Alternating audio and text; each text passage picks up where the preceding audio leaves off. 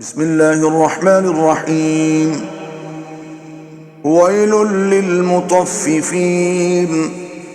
الذين إذا اكتالوا على الناس يستوفون وإذا كالوهم أو وزنوهم يخسرون ألا يظن أولئك أنهم مبعوثون ليوم عظيم يوم يقوم الناس لرب العالمين. كلا إن كتاب الفجار لفي سجين وما أدراك ما سجين كتاب مرقوم ويل يومئذ للمكذبين الذين يكذبون بيوم الدين وما يكذب به إلا كل معتد أثيم إذا تتلى عليه آياتنا قال أساطير الأولين كلا بل ران على قلوبهم ما كانوا يكسبون كلا إنهم عن ربهم يومئذ لمحجوبون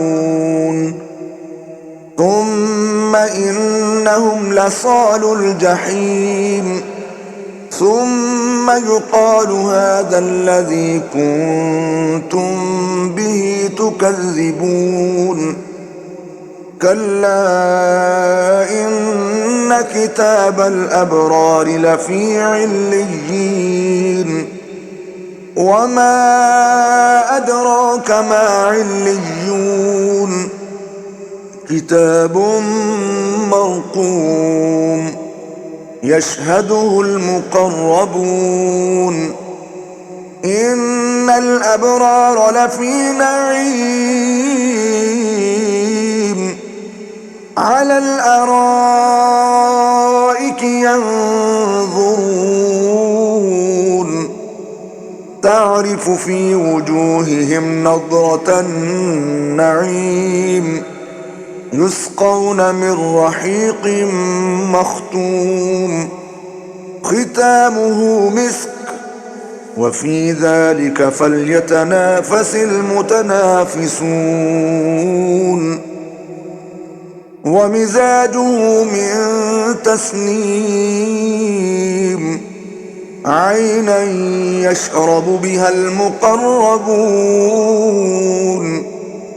إن الذين أجرموا كانوا من الذين آمنوا يضحكون وإذا مروا بهم يتغامزون وإذا انقلبوا إلى أهلهم انقلبوا فكهين وإذا رأوهم قالوا إن هؤلاء لضالون وما أرسلوا عليهم حافظين فاليوم الذين آمنوا من الكفار يضحكون على الأرائك ينظرون هل ثوب الكفار ما كانوا يفعلون صدق الله العظيم.